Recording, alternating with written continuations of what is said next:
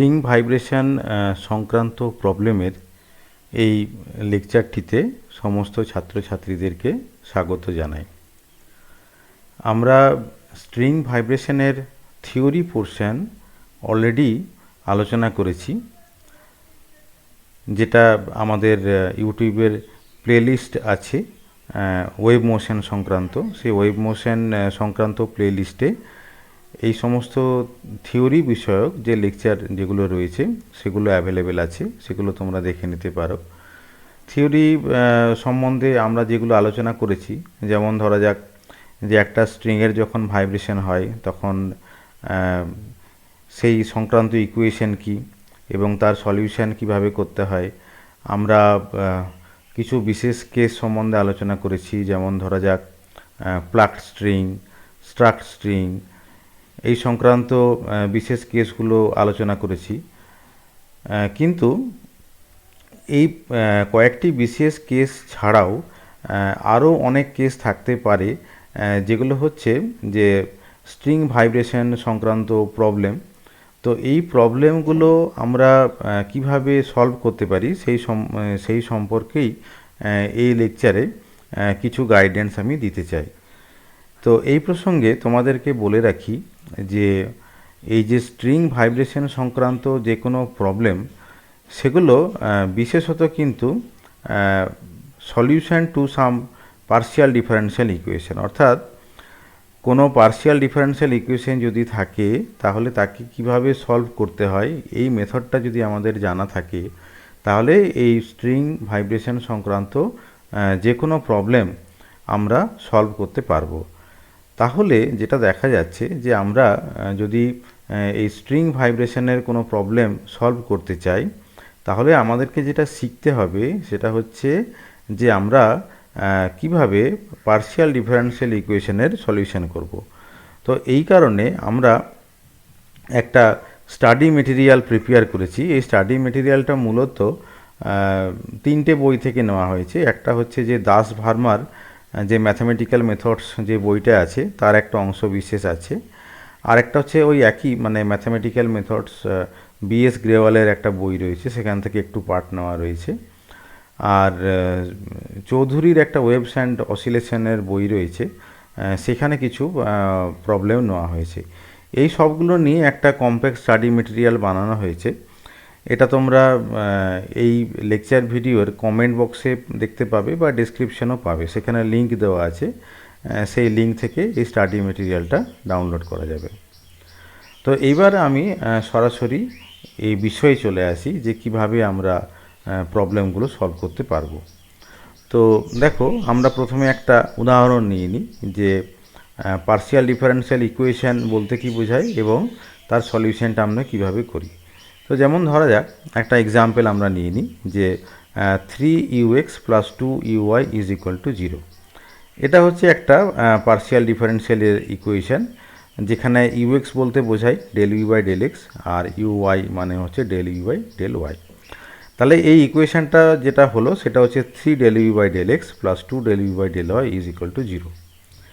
এবারে দেখো যে সেপারেশন অফ ভেরিয়েবল মেথডটা আমরা অ্যাপ্লাই করব। কিভাবে অ্যাপ্লাই করছি, আমরা যেটা ধরছি যে ইউ, এখানে যে ফাংশানটা রয়েছে ইউ বলে যে ফাংশানটা, সেটা হচ্ছে x × y, capital X × capital Y, যেখানে ক্যাপিটাল X হচ্ছে কেবলমাত্র স্মল x এর ফাংশান এবং ক্যাপিটাল Y হচ্ছে কেবলমাত্র স্মল y এর ফাংশান।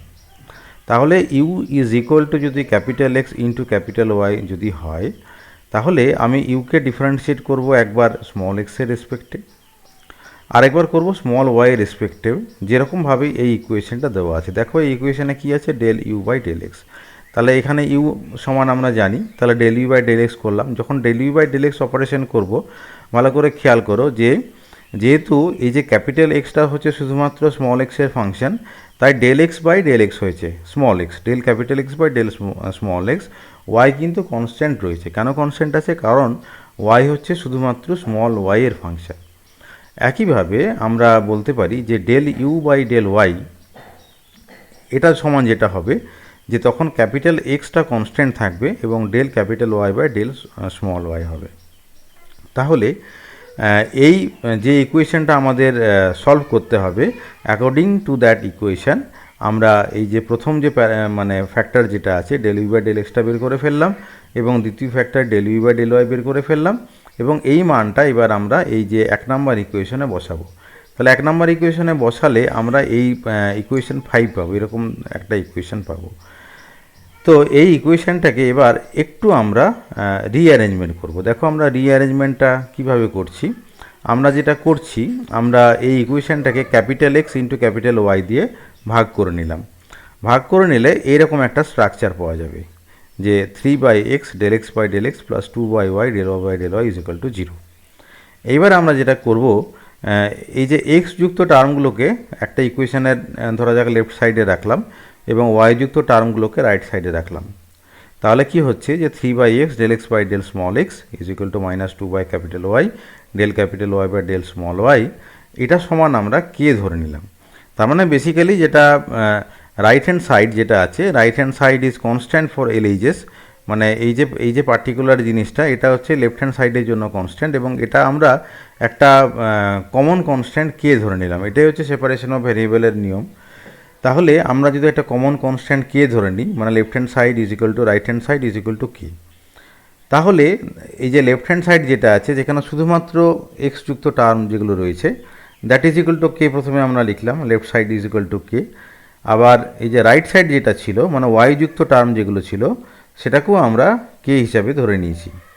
তাহলে এই ইকুয়েশন যেটা রয়েছে মানে এক্স যুক্ত টার্ম দিয়ে যে ইকুয়েশনটা আছে সেই ইকুয়েশনটা আমরা একটু সলভ করতে পারি। সলভ করার সময় আমরা কি করব, এই যে ক্যাপিটাল এক্স যুক্ত টার্মগুলোকে একটা দিকে রাখলাম, মানে del capital x by capital x is equal to k by 3 into del small x.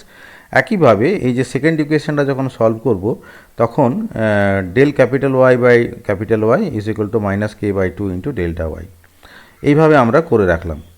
তাহলে দেখা যাচ্ছে যে এই যে ইকুয়েশন যেটা আছে যেখানে ক্যাপিটাল এক্স ইনভলভ আছে সেই ইকুয়েশনটা আমরা যদি মানে সলভ করি বাই ইন্টিগ্রেশন, যেমন আমি লেফট হ্যান্ড সাইডটা ইন্টিগ্রেট করছি, রাইট হ্যান্ড সাইডটাও ইন্টিগ্রেট করলাম, তাহলে del x by del x তার জন্য কী হবে যে লগ এক্স হবে। রাইট সাইড থেকে একইভাবে আমরা পাচ্ছি k/3 into x plus c1।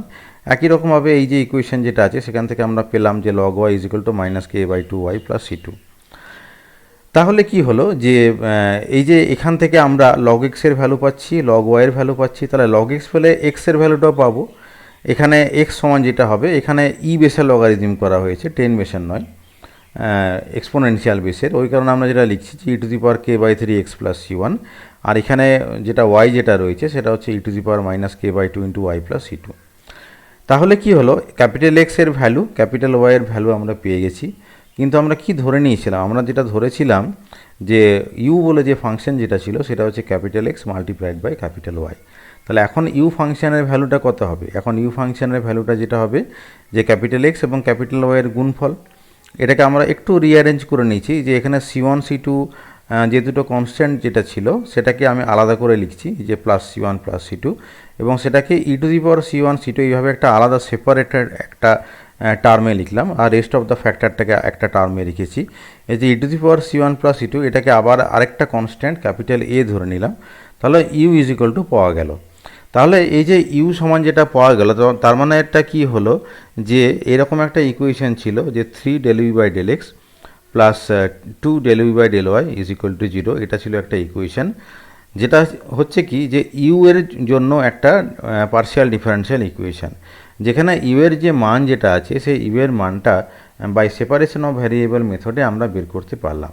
Separation of variable যে নামটা কেন দেওয়া হয়েছে আশা করি তোমরা বুঝতে পেরেছো যে সেপারেশন মানে হচ্ছে যে এই স্টেপটা ভালো করে লক্ষ্য করো, যেখানে এক্স যুক্ত টার্ম এবং ওয়াই যুক্ত টার্ম এদেরকে আমরা কিন্তু সেপারেট করে নিয়েছি, অর্থাৎ এক্স ভ্যারিয়েবল এবং ওয়াই ভ্যারিয়েবল এই দুটো ভ্যারিয়েবলকে সেপারেট করে নেওয়া হয় বলে এই মেথডটার নাম হচ্ছে সেপারেশন অফ ভ্যারিয়েবল মেথড। তাহলে একটা সহজ এক্সাম্পলের সাহায্যে আমি আশা করি বোঝাতে পেরেছি যে সেপারেশন অফ ভ্যারিয়েবল মেথড মানে বলতে কি বোঝায়। আমরা আরেকটা এক্সাম্পল দেখাই, তাহলে এই মেথডটা আরেকটু ক্লিয়ার হবে।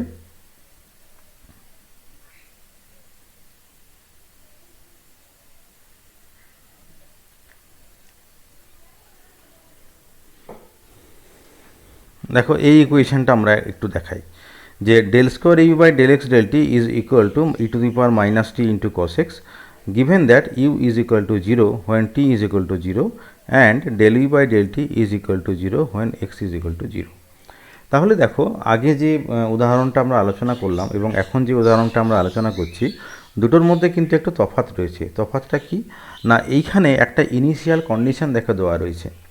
তার মানেটা কি, আমরা আগের যে প্রবলেমটা আলোচনা করলাম সেখানে দেখো যে ইউ এর মানটা আমরা যখন বের করেছি তখন in terms of some constant capital A মানে ক্যাপিটাল এ দিয়ে একটা টার্ম যেটা ছিল, কিন্তু প্রশ্নে যদি কোনো কন্ডিশন যদি দেওয়া থাকে এইগুলোকে আমরা অনেক সময় বাউন্ডারি কন্ডিশন বলে থাকি বা কখন আমরা বলি যে ইনিশিয়াল ভ্যালু। তো এরকম বাউন্ডারি কন্ডিশন বা ইনিশিয়াল ভ্যালু অর্থাৎ কোনো কন্ডিশন যদি দেওয়া থাকে তাহলে কি হয়, এই যে আমরা যখন সেপারেশন অফ ভেরিয়েবল মেথডটা ইউজ করব তখন তোমরা যে ইন্টিগ্রেশন কনস্ট্যান্ট যেটা পাবে সেই ইন্টিগ্রেশন কনস্ট্যান্টটার মানটা বের করতে পারবে। তো এই হচ্ছে ডিফারেন্স। তাহলে দেখো আমরা কিভাবে শুরু করছি। আমরা প্রথমে ইকুয়েশনটা লিখলাম, এটা হচ্ছে সেই ইকুয়েশনটা। এবং দেখো এখানে আগের অঙ্কটাতে দুটো ভ্যারিয়েবল ছিল, এক্স ভ্যারিয়েবল ছিল, ওয়াই ভ্যারিয়েবল ছিল। ওই কারণে আমরা লিখেছিলাম যে u is equal to capital x into capital y. কিন্তু এখানে যে ভ্যারিয়েবল দুটো রয়েছে সেটা হচ্ছে স্মল এক্স এবং স্মল টি, অর্থাৎ এখানেও দুটো ভ্যারিয়েবল রয়েছে কিন্তু দুটো আলাদা ভ্যারিয়েবল এক্স এবং টি। এই কারণে U is equal to x into T. সব জায়গাতে কিন্তু এই নিয়মটা ভ্যালিড হবে যে ইউ ইজ ইকুয়াল টু হবে যে মাল্টিপ্লিকেশন অফ দ্য ভ্যারিয়েবল। তাহলে U is equal to x into T হলো। এইবার কী করতে হবে, আমাকে দেখতে হবে যে এই ইকুয়েশনের স্ট্রাকচারটা কেমন আছে। এখানে দেখো যে del square u by del x del t আছে, তার মানে আমি প্রথমে del you by del t বার করি। Del you by del t বার করে তাকে যদি আবার আমি এক্সের সাপেক্ষে যদি ডেরিভেটিভ করি, অর্থাৎ del del x of del you by del t, তার মিনিংটাই কিন্তু del square u by del x del t. তাহলে আমরা প্রথমে কি করছি, যে প্রথমে টি এর সাপেক্ষে ডেরিভেটিভ করলাম del you by del t, that is equal to del del T of x t, x into del t by dt. এখানেও যেটা বলা প্রয়োজন যে ক্যাপিটাল এক্স যেটা আছে সেটা কিন্তু কেবলমাত্র স্মল এক্সের ফাংশন হবে এবং ক্যাপিটাল টি যেটা আছে সেটা কেবলমাত্র স্মল টি এর ফাংশন হবে। এই ব্যাপারটা কিন্তু মাথায় রাখতে হবে।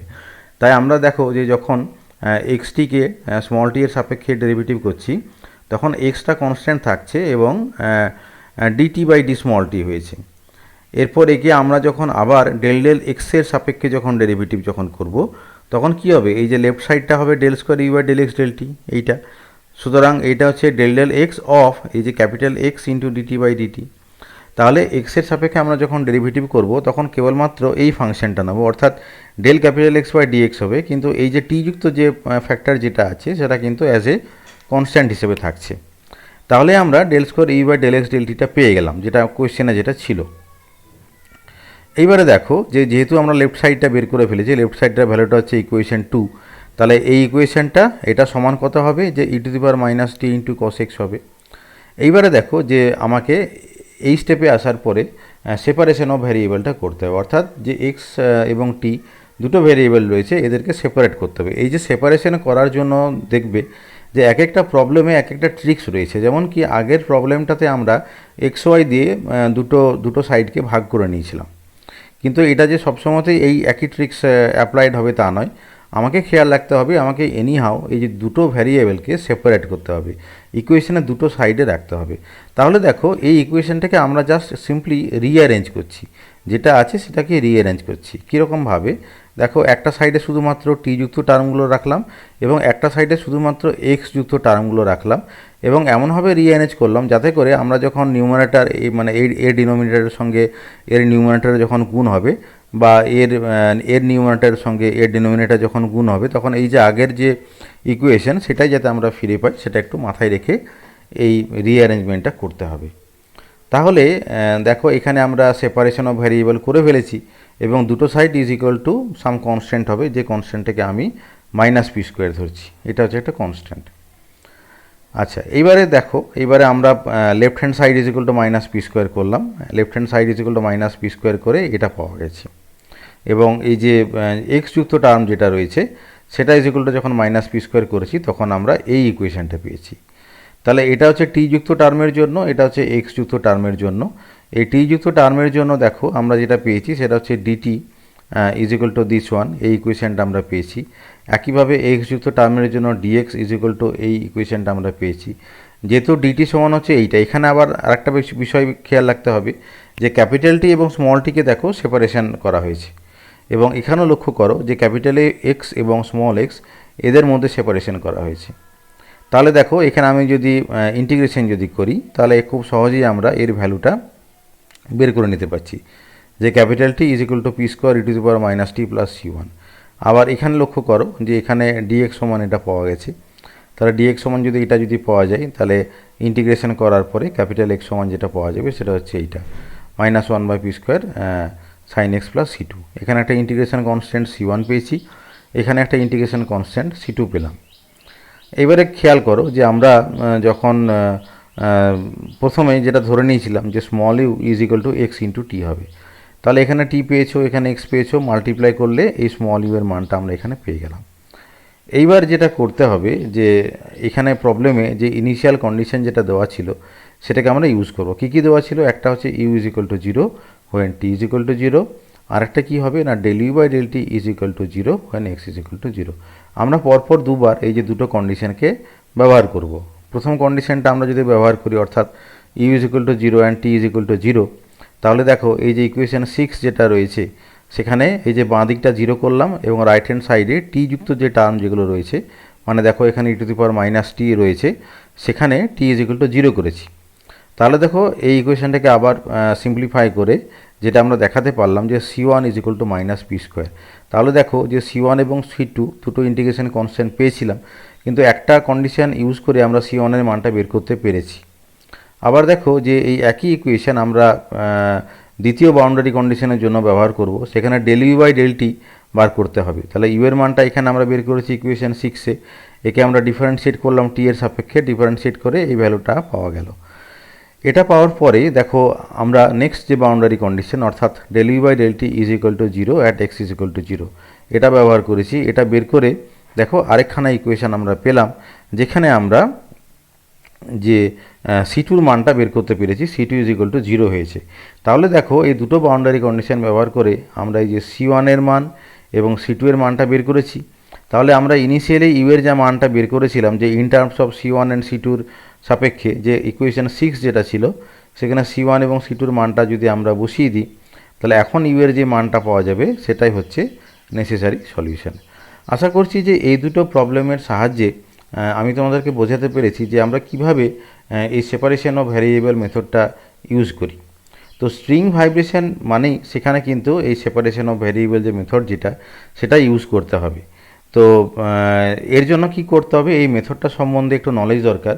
এই জন্য এই বইয়ের আমি যে স্টাডি মেটেরিয়াল যেটা দিয়েছি সেখানে অনেক সলভড এক্সাম্পল রয়েছে, সেই সলভড এক্সাম্পলগুলো তোমরা একটু দেখার চেষ্টা করো। সেই সঙ্গে এখানে কিছু এক্সারসাইজ রয়েছে, এগুলো যদি তোমরা সলভ করো তাহলে এই বিশেষ মেথডটা সম্বন্ধে তোমরা ভালো করে শিখে নিতে পারবে। এই মেথডটা যদি তোমরা শিখে নাও তাহলে দেখবে যে equation for the vibrating string যেটা আমরা অলরেডি আলোচনা করে নিয়েছি সেইটার যে সলিউশন যেটা এটা তোমরা খুব সহজেই করে নিতে পারবে। আমি এখানে খুব ব্রিফলি আলোচনা করে নিই যে আমরা যেটা দেখিয়েছিলাম যে একটা স্ট্রিংয়ের যখন ভাইব্রেশন যখন হয় তখন দেখো একটা ওয়েভ তৈরি হয়। তো সেই ওয়েভের ইকুয়েশনটা কীরকম দেখতে হয় যে del square Y by del T square is equal to A square into del square Y by del X square. তাহলে দেখো এই যে ইকুয়েশন যেটা সেটা কিন্তু একটা পার্শিয়াল ডিফারেন্সিয়াল ইকুয়েশন যেটাকে আমরা ওয়ান ডাইমেনশনাল ওয়েভ ইকুয়েশন বলি। তো এই যে ওয়েভ ইকুয়েশন যেটা আমরা ডিরাইভ করেছি স্ট্রিংয়ের ক্ষেত্রে তারও কিন্তু কিছু নেসেসারি বাউন্ডারি কন্ডিশন ছিল। যেমন কি সেখানে যে বাউন্ডারি কন্ডিশনগুলো মানে যেগুলো ছিল সেগুলো হচ্ছে অনেকটা এরকম যে x is equal to zero হলে y is equal to zero হয় এবং del Y by del T is equal to zero হয় কখন না যখন t is equal to zero. আর একটা কি যখন x is equal to l যখন হয়, এটা ওয়ান ঠিক নয়, এটা l, x is equal to l এর ক্ষেত্রে y is equal to zero. মানে বেসিক্যালি স্ট্রিংটা যে দুটো জায়গায় মানে আবদ্ধ আছে অর্থাৎ এই পয়েন্টে এবং এই পয়েন্টে ইনিশিয়াল যে ভেলোসিটি যেটা সেই ইনিশিয়াল ভেলোসিটিটা এবং ইনিশিয়াল ডিসপ্লেসমেন্টটা জিরো থাকে, সেই জিনিসটাই দেখো এখানে বলা রয়েছে যে যখন x is equal to zero যখন হয় তখন Y is equal to zero, অর্থাৎ ও পয়েন্টে স্ট্রিংটা একটা জায়গায় আবদ্ধ অবস্থায় আছে সেই জন্য সেখানে ডিসপ্লেসমেন্ট জিরো। আবার স্ট্রিংয়ের অপর সাইডটা অর্থাৎ এক্স ইজ ইকুয়াল টু এল যেখানে রয়েছে আরেকটা পয়েন্টে যেখানে স্ট্রিংটা আবদ্ধ করা আছে মানে এই জায়গাটা সেখানেও কিন্তু ডিসপ্লেসমেন্টটা জিরো হয়, Y is equal to zero হয়। আর কি করা আছে না যখন মানে T is equal to zero তখন del O by del T সমান জিরো, অর্থাৎ ইনিশিয়াল ভেলোসিটিটা জিরো। তাহলে এই রকম ধরনের যদি কোনো ইনিশিয়াল বাউন্ডারি কন্ডিশন আমাদের জানা থাকে তাহলে সেই স্ট্রিং ভাইব্রেশনের যে সলিউশন সেই সলিউশনটা কিন্তু আমরা করতে পারি। যেমন এখানে একটু উদাহরণ দিয়ে দেখাই, তাহলে তোমাদের এই কী করে আমরা বাউন্ডারি কন্ডিশনগুলো ব্যবহার করছি সেটা সম্বন্ধে তোমাদের বুঝতে একটু সুবিধা হবে। যেমন ধরা যাক এটা হচ্ছে এই স্ট্রিংয়ের ক্ষেত্রে ওয়েভ ইকুয়েশন, এবং দেখো এখানে আমরা যে বাউন্ডারি কন্ডিশনগুলো লিখেছি, অর্থাৎ দুটো এই যে বলা আছে ফিক্সড অ্যাট বোথ এন্ডস, মানে string of length L that is fixed at both ends, দুটো এন্ডে ফিক্সড করা আছে। ফিক্সড করা থাকলে কি হবে যে ওয়াই জিরো কমাটি অর্থাৎ x is equal to zero বিন্দুর জন্য ডিসপ্লেসমেন্ট জিরো, আবার যখন এক্স ইজ ইকুয়াল টু এল হবে মানে স্ট্রিংয়ের অপর প্রান্তটা যেটা আবদ্ধ অবস্থায় আছে তার জন্য কিন্তু ডিসপ্লেসমেন্টটা জিরো হবে। আর কি বলা আছে যে টি সমান যখন জিরো হবে, টি সমান জিরোতে এই যে ওয়াইয়ের যে মানটা এটা এফএক্স ধরা হয়েছে। এটা আমি একটা আরবিটারি আমি একটা ধরে নিচ্ছি যে টি ইজ ইকুয়াল টু যদি জিরো যদি হয় তাহলে ওয়াই এক্স কমা জিরো যেটা হবে সেই এক্স কমা জিরোতে যেটা হবে সেটা হচ্ছে এফএক্স, এটার ভ্যালুটা হবে F X. And del del T of Y x comma zero, del del T অর্থাৎ একে যদি আমরা টাইমের রেসপেক্টে যদি ডিফারেন্সিয়েট যদি করি তাহলে সেটা জিরো হবে। এটা আমরা ধরে নিচ্ছি যে যদি এই ধরনের আমার বাউন্ডারি কন্ডিশন যদি দেওয়া যদি থাকে তাহলে আমরা এই ওয়েভ ইকুয়েশনটাকে কীভাবে সলভ করতে পারি সেইটা তোমাদেরকে দেখাবো। তো ধরো আমরা প্রথমে ইকুয়েশনটা লিখলাম, এটা হচ্ছে ওয়েভ ইকুয়েশন। ঠিক যেভাবে আমরা সেপারেশন অফ ভ্যারিয়েবল শিখেছি, যেখানে দেখো একটা ভ্যারিয়েবল হচ্ছে যে টি এবং আরেকটা ভ্যারিয়েবল হচ্ছে এক্স, তাহলে ওয়াইকে কেমনভাবে লিখতে হবে যে multiplication of capital x into capital T, যেখানে ক্যাপিটাল এক্স হচ্ছে শুধু স্মল এক্সের ফাংশন, ক্যাপিটাল টি হচ্ছে শুধু স্মল টি এর ফাংশন। তাহলে এই ফাংশনের স্ট্রাকচার যেমন আছে দেখো ওয়াইকে দুবার ডেরিভেটিভ করতে হয়েছে টি এর রেসপেক্টে, তাহলে এখানেও এই ওয়াইয়ের এক্সপ্রেশনটাকে ইউজ করে আমরা টি এর সাপেক্ষে দুবার ডেরিভেটিভ করছি, অর্থাৎ del square Y by del T square, সেটা হবে capital x into D square T by D T square. আবার দেখো যে এই রাইট সাইডে দেখো del square Y by del X square আছে, তাহলে এই ইকুয়েশনটাকে স্মল এক্সের সাপেক্ষে আবার দুবার ডেরিভেটিভ করতে হবে, তাহলে del square Y by del X square is equal to T into D square X by D T square. এবার এই যে দুটো মান আমরা এক নম্বর ইকুয়েশনে বসাবো, তাহলে এক নম্বর ইকুয়েশনে বসিয়ে আমরা এটা পেয়ে গেলাম। এবারে দেখো যে সেপারেশন অফ ভ্যারিয়েবল আমি আগেই বলেছি যে এটা যেমন ধরনের স্ট্রাকচার হবে তার উপর ডিপেন্ড করে আমাকে এনিহাও এই যে দুটো ভ্যারিয়েবল যেটা রয়েছে এক্স যুক্ত ভ্যারিয়েবল এবং টি যুক্ত ভ্যারিয়েবল এদেরকে সেপারেট করতে হবে। আমরা জাস্ট দেখো রিঅ্যারেঞ্জ করেছি ইকুয়েশনটাকে, যাতে এর নিউমারেটর এর ডিনোমিনেটর যদি গুণ করি এবং এর নিউমারেটর এবং এর ডিনোমিনেটর যদি গুণ করি তাহলে ঠিক এই ইকুয়েশনটা আমরা ফিরে পাবো। তাহলে এই স্টেপে দেখো সেপারেশন অফ ভ্যারিয়েবল ইউজ করেছি, এবং দেখো এখানে রাইট সাইডটা আমরা একটা কনস্ট্যান্ট ধরেছি যেটা মাইনাস পি স্কোয়ারে ধরেছি। তোমরা একটু খেয়াল রাখবে এই যে রাইট সাইডে যেটা নেগেটিভ টার্ম যেটা নেওয়া হয়েছে এটা পি স্কোয়ারের বদলে মাইনাস পি স্কোয়ার নেওয়ার একটা কারণ যেটা হচ্ছে যে যাতে করে আমরা যখন ইকুয়েশনটাকে সলভ করব মানে এই সলভটা যাতে সিম্পলি মানে খুব সহজেই যাতে আমরা করতে পারি সেই জন্যই কিন্তু এই নেগেটিভ সাইনটাকে ধরা হয়। তাহলে দেখো এইবার আমরা যেটা করব যে আমরা যেটা জানি আগের দুটো প্রবলেমে যেটা শিখেছি যে left side is equal two একবার মাইনাস পি স্কোয়ার করবো এবং right side is equal two একবার মাইনাস পি স্কোয়ার করবো এবং ইন্ডিভিজুয়ালি এক্সের জন্য সলিউশন করবো এবং টি এর জন্য সলিউশন করবো। দেখো সেই মেথডে আমরা এগিয়েছি, তো এই কারণে একবার এই যে এক্স যুক্ত term that is equal to minus P square করলাম, রিঅ্যারেঞ্জ করেছি এই স্টেপে। রিঅ্যারেঞ্জ করার পর দেখো একটা পূর্ণাঙ্গ ইকুয়েশন এখানে তৈরি হয়েছে। যে ইকুয়েশনগুলো কিভাবে সলভ করতে হয় সেটা কিন্তু আমরা অলরেডি কিন্তু শিখেছি। আমরা যখন ডিফারেন্সিয়াল ইকুয়েশনের সলিউশন যখন আমরা শিখেছি তখন কিন্তু আমরা শিখেছি যে এই ধরনের ইকুয়েশন কিভাবে সলভ করতে হয়, এটা আমরা অলরেডি ফার্স্ট সেমিস্টারে শিখে এসেছি। তাহলে দেখো এই যে D square X by D X square এটাকে আমরা যেটা ধরে নিই যে ক্যাপিটাল ডি স্কোয়ার ধরি, D square plus P square into X is equal to zero. এখন অক্সিলারি ইকুয়েশন যেটা হবে সেই ডি এর জায়গায় স্মল এম লিখতে হয় যে M square plus P square is equal to zero, এবং এই জন্য M is equal to plus minus P I হবে। এখন এম এর মানটা যদি কমপ্লেক্সে যদি আসে তাহলে ওয়াই এর মানটা কেমন হয় সেটাও কিন্তু আমরা শিখেছিলাম। তো X is equal to C one cos P X plus C two sine P X এইভাবে হয়েছে, এবং দেখো এই টি মানে যেটা টি যুক্ত টার্ম ঠিক একইভাবে আমরা অগ্রসর হয়েছি। তার জন্য দেখো যেটা এসেছে যে এখানে স্মল এম এর মানটা ওই একই কমপ্লেক্সেই বেরিয়েছে, plus minus P C I হয়েছে, তাহলে টি সমান যেটা হবে C three cos P C T plus C four sine P C T. যদি এই স্টেপগুলো বুঝতে একটু অসুবিধা হয় তাহলে ফার্স্ট সেমিস্টারের আমরা যেখানে সলিউশন অফ ডিফারেন্সিয়াল ইকুয়েশন শিখেছিলাম সেইগুলো কিন্তু তোমাদেরকে আরও একবার পড়ে নিতে হবে। তো যাই হোক না কেন, দেখো আমরা প্রথমে যেটা ধরেছি যে সলিউশন যেটা হবে সেটা হচ্ছে multiplication of x and T. XT আমরা অলরেডি বের করেছি, তাহলে দেখো এই স্টেপে আমরা এই ওয়াইয়ের মানটা আমরা লিখলাম, এটা হচ্ছে ক্যাপিটাল এক্স, এটা হচ্ছে ক্যাপিটাল টি। তাহলে মানে এখন যেটা করলাম যে সলিউশনটা বের করে ফেলেছি, but in terms of some constant. এখানে দেখো এই যে C1 C2 C3 C4 এগুলো হচ্ছে কনস্ট্যান্ট। এই কনস্ট্যান্টগুলোকে কিন্তু আমরা বাউন্ডারি কন্ডিশন ব্যবহার করে বের করতে পারবো। দেখো আমাদের যে বাউন্ডারি কন্ডিশন যেগুলো দেওয়া ছিল সেগুলো হচ্ছে এরকম, যে একটা ছিল যে x = 0 y = 0। তাহলে এই বাউন্ডারি কন্ডিশনটা প্রথমে আমরা ব্যবহার করব। তাহলে প্রথমে আমরা যদি ব্যবহার করি তাহলে এই স্টেপ থেকে আমরা এই স্টেপে আসতে পারি এবং সেখান থেকে আমরা দেখাতে পারি যে এই যে ব্র্যাকেটে যে term that is not equal to 0, তাই C1 = 0 হবে। তাহলে দেখো one of the integration constant C1 এর মানটা আমরা প্রথম বাউন্ডারি কন্ডিশন ব্যবহার করে পেয়ে গেলাম। এরপরে দেখো আমরা আরও একটা বাউন্ডারি কন্ডিশন ব্যবহার করব, সেটা হচ্ছে যে x = L অ্যান্ড y = 0। তার আগে বলে রাখি যে এক একটা করে কনস্ট্যান্টের মান মানে বের করব এবং সেই সঙ্গে এই যে 3 নম্বর ইকুয়েশনের যে নেসেসারি চেঞ্জ সেটা করে নিতে হবে। যেমন কি এখানে C1 = 0, তাহলে দেখো C1 = 0 বসিয়ে এই যে প্রথম টার্মটা তার মানে থাকছে না, তাহলে আলটিমেটলি y এর যে ফর্ম যেটা হবে সেটা কিন্তু ইকুয়েশন 4, এটা লিখে নিতে হবে। তারপরে আমি বাউন্ডারি কন্ডিশনটা ব্যবহার করব যে x = L when y = 0।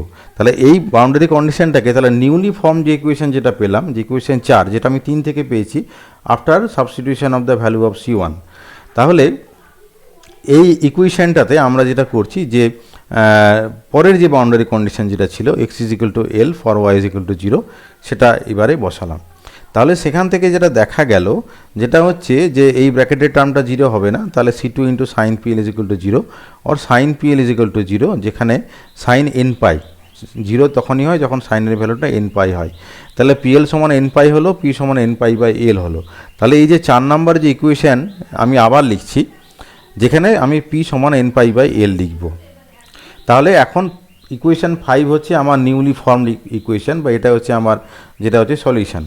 কিন্তু আমার আরও বাউন্ডারি কন্ডিশন রয়েছে, সেগুলো আমরা এবার ব্যবহার করব। সেটা হচ্ছে এরকম যে সেক্ষেত্রে ওয়াইকে কিন্তু টি এর সাপেক্ষে ডিফারেন্সিয়েট করতে হবে। আমি ∂y/∂t বের করছি, দেখো এই স্টেপে ডিফারেন্সিয়েশন করে আরও একটা বাউন্ডারি কন্ডিশন যেটা ছিল সেটা হচ্ছে ∂y/∂t = 0 ফর t = 0। এইবার আমি এই বাউন্ডারি কন্ডিশনটা ইকুয়েশন 6-এ বসালাম। ইকুয়েশন 6-এ বসানোর পরে দেখো এই স্টেপে আমরা যেটা পেয়েছি, এই স্টেপে আমরা যেটা পেয়েছি সেখানে দেখো যে C4 = 0 পেয়েছি। এখানে C4 = 0 পেয়েছি এবং এখানে দেখো একটা কথা যেটা বলার যেটা ছিল যে আগের স্টেপে আমরা এখানে একটু বলতে হতো যে C2 = not equal to 0 আমরা ধরে নিয়েছি, অ্যাসিউম করেছি।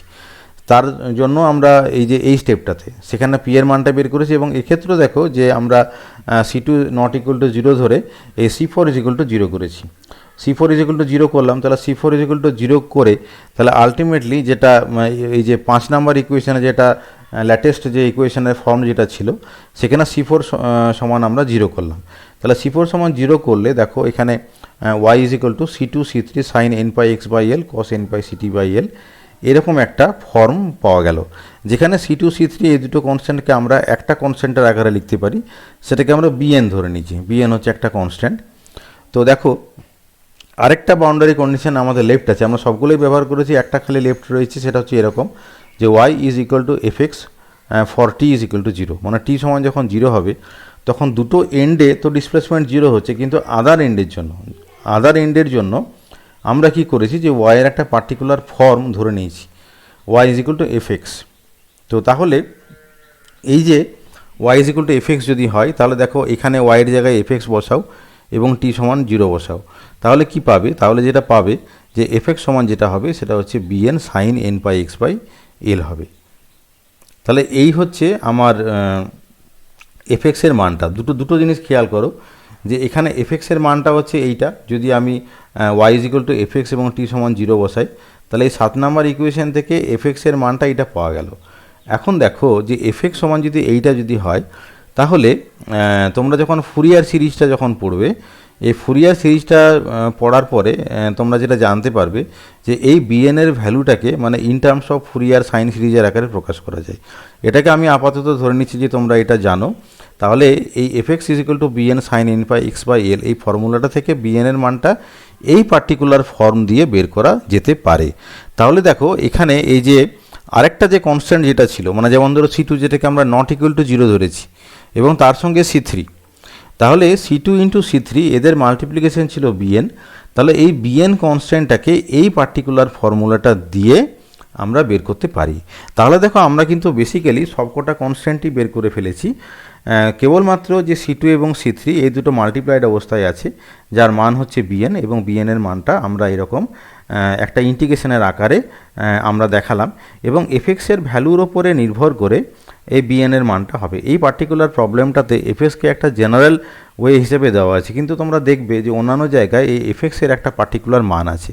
ধরা যাক F X is equal to two minus X, তাহলে টু মাইনাস এক্স যখন হবে তখন এফএক্সের জায়গায় টু মাইনাস এক্স লিখবো, এবং তারপরে এই পার্টিকুলার ইন্টিগ্রেশনটা করে বিএনের মানটা আমরা পাবো। কিন্তু এই পার্টিকুলার প্রবলেমে এফএক্সটাকে আমরা এফএক্সের আকারেই রেখে দিলাম।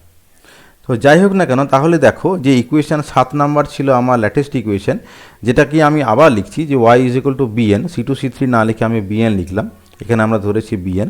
তাহলে B N sine N pi X by L into cos N pi C T by L. তাহলে এটাই হচ্ছে যে ওয়েভ ইকুয়েশন যেটা দেওয়া ছিল তার হচ্ছে এটা সলিউশন, যেখানে বিএনের মানটা আমি এই ইকুয়েশনটা থেকে বের করতে পারি। তাহলে আমি আশা করছি যে সমস্ত স্টেপগুলো এখানে আলোচনা করলাম সেগুলো তোমরা বুঝতে পেরেছো। তো দেখো মানে যেটা বলার সেটা হচ্ছে এরকম যে এই স্ট্রিং ভাইব্রেশনের ক্ষেত্রে তোমরা যেটা লক্ষ্য করবে যে এক একটা প্রবলেমের ক্ষেত্রে এই ইনিশিয়াল কন্ডিশনগুলো কিন্তু এক এক রকমের হবে। তাহলে কি হচ্ছে যে এই ইনিশিয়াল কন্ডিশনগুলো ইম্পোজ করে আমরা সলিউশন করতে পারি। কিন্তু একটা বিষয় তোমরা লক্ষ্য রাখবে যে বেশিরভাগ ক্ষেত্রে স্ট্রিং ভাইব্রেশনের প্রবলেমের ক্ষেত্রে দেখবে যে এই কন্ডিশনগুলো হোল্ড করে, মানে এই স্ট্রিংটা দুটো জায়গায় অ্যাটাচ করা থাকে। যেমন ধরো x is equal to zero, এখানে y is equal to zero হবে, এক্স ইজ ইকুয়াল টু এর ক্ষেত্রে y is equal to zero হবে। মানে এই যে কন্ডিশনগুলো বা এই যে বাউন্ডারি কন্ডিশনটা, এই বাউন্ডারি কন্ডিশনগুলো সাধারণত হোল্ড হয়। তারপরে এক্সট্রা কোনো একটা ঘটনা, যেমন ধরো প্লাগ স্ট্রিংয়ের ক্ষেত্রে বাউন্ডারি কন্ডিশন একটু চেঞ্জ হবে এবং স্ট্রাক স্ট্রিংয়ের ক্ষেত্রে বাউন্ডারি কন্ডিশন একটু চেঞ্জ হবে। তার জন্য আমাকে প্রয়োজন মতন সলিউশনটা করতে হবে। বাট বেশিরভাগ ক্ষেত্রেই দেখবে যে আমরা এই যে ওয়েভ ইকুয়েশনটা যেটা আছে এবং তার যে সলিউশন যেটা, দেখো তার সলিউশনটা আমরা আলটিমেটলি কী পেয়েছি, আলটিমেটলি আমরা পেয়েছি এরকম একটা সলিউশন পেয়েছি, Y is equal to B N sine N pi X by L cos N pi C T by এল।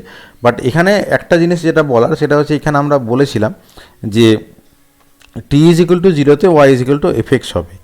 এটা যদি বলা যদি না থাকতো, এই স্টেপটা যদি না থাকতো, তাহলে তার আগে আমরা যে স্ট্রাকচারটা পেয়েছিলাম সেটা ছিল এরকম একটা স্ট্রাকচার পেয়েছিলাম। দেখো স্ট্রাকচার 5 আমরা পেয়েছিলাম।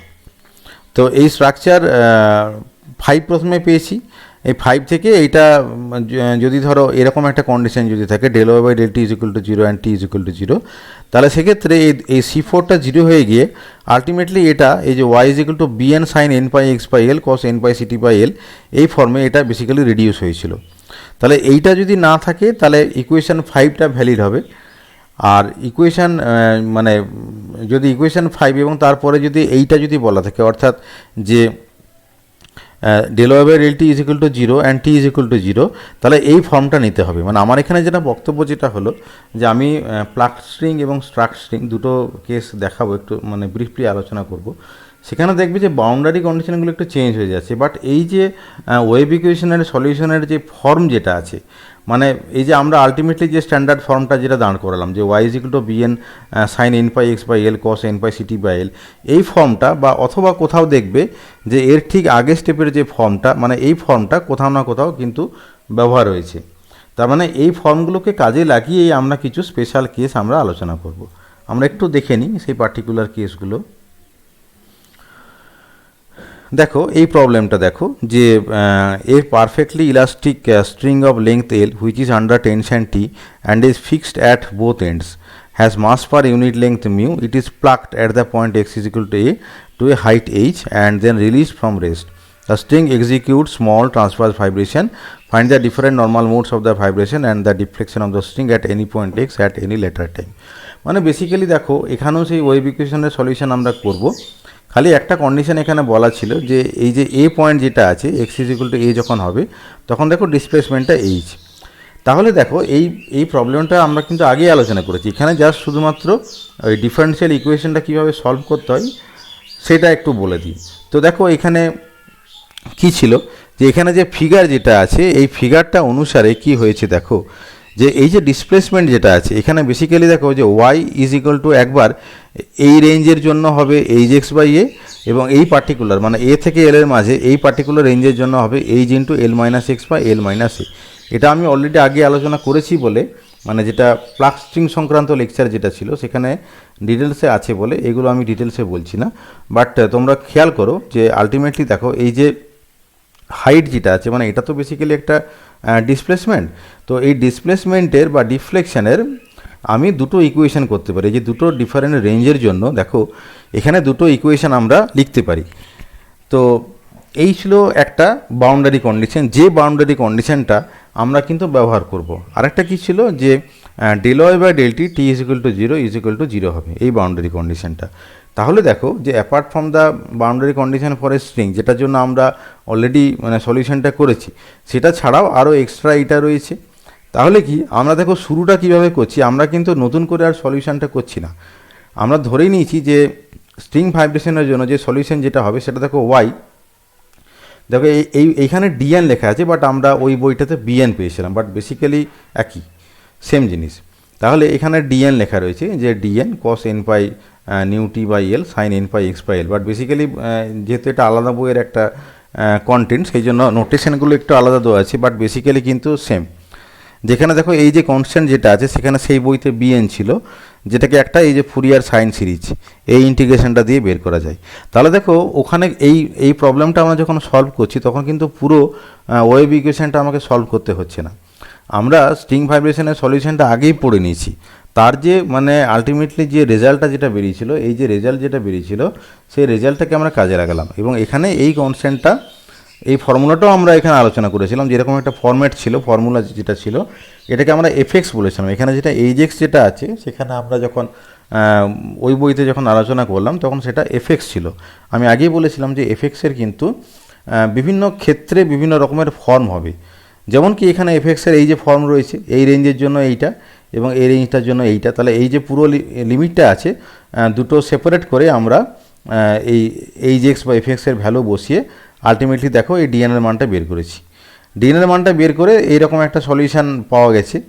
এরপরে এইটা সম্বন্ধে ডিটেলস আলোচনা রয়েছে যেটা এখন আমরা করছি না, বাট এইটা হচ্ছে মেথড, সেটা তোমাদেরকে বলে দিলাম যে এই মেথডে কিন্তু করতে হবে।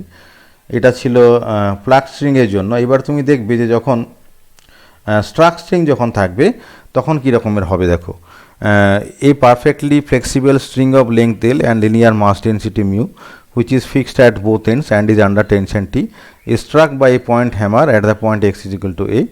The time of contact between the string and the hammer being very very small. Write the wave equation and the proper boundary conditions of this problem of struck string. Find the deflection of the string at any point x at a later time.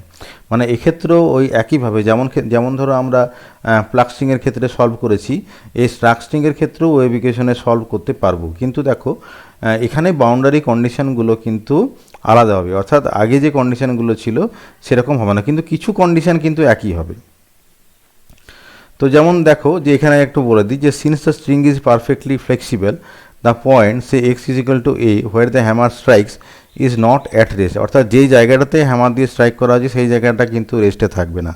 দো other points are at rest initially, কিন্তু বাকি পয়েন্টসগুলো কিন্তু initially রেস্টে থাকবে। তাহলে এই ব্যাপারটাকে আমরা যখন বাউন্ডারি কন্ডিশন হিসেবে বলবো তখন এইভাবে বলতে পারি যে del Y by del T T is equal to zero is equal to y zero dot, মানে ওয়াই জিরো ডট মানে basically velocity is not equal to zero at x is equal to a, অর্থাৎ যে জায়গায় আঘাত করা হয়েছে সেখানে একটা ভেলোসিটির ভ্যালু থাকবে, জিরো হবে না।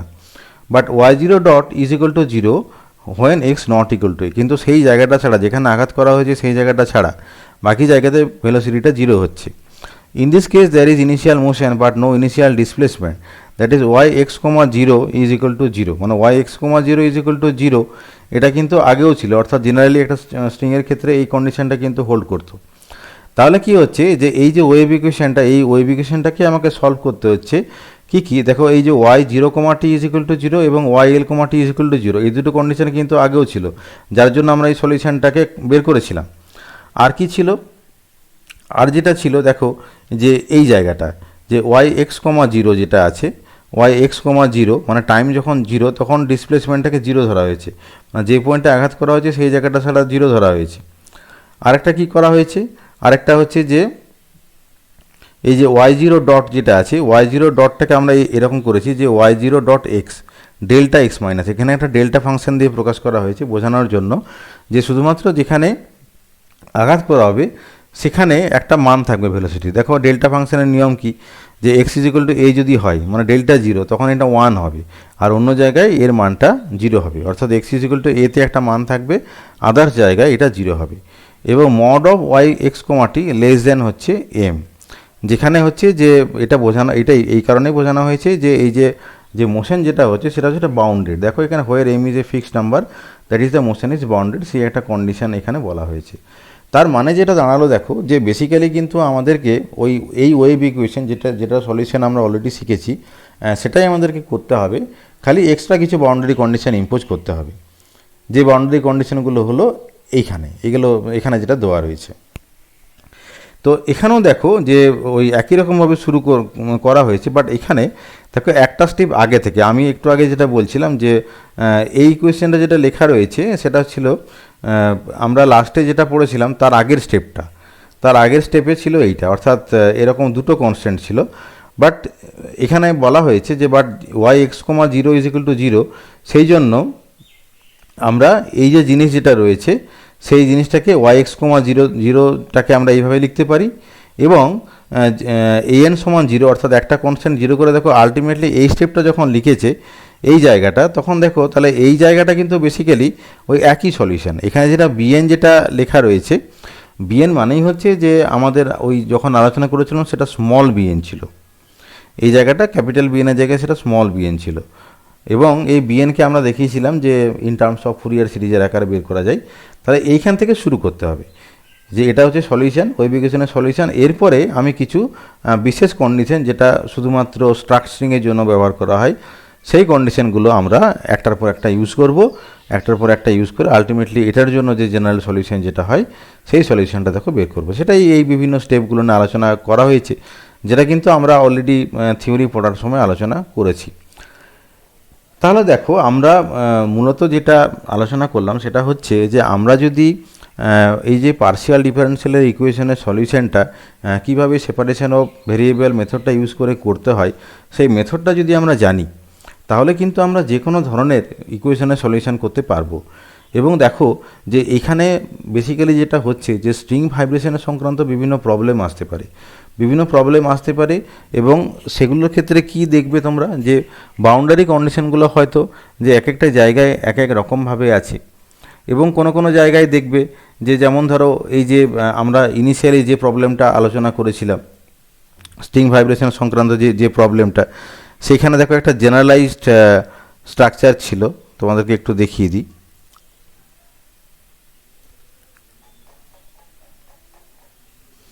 হ্যাঁ, এই যে Y is equal to B N sine N pi X by L cos N pi C T by L, যেখানে বিএন এর মানটা দেখো এই ইকুয়েশন থেকে বার করা যায়। আমি আগেই বলেছি যে এখানে এফএক্সের যে মানটা দেখবে বিভিন্ন প্রবলেমের ক্ষেত্রে এফএক্সের মানটা আলাদা হবে, বাট এই যে মানে স্ট্রাকচারটা একই থাকবে, মানে ওয়াইয়ের যে সলিউশনের যে স্ট্রাকচারটা বা এই যে বিএনের যে বার করার যে ফর্মুলাটা সেটা কিন্তু একই।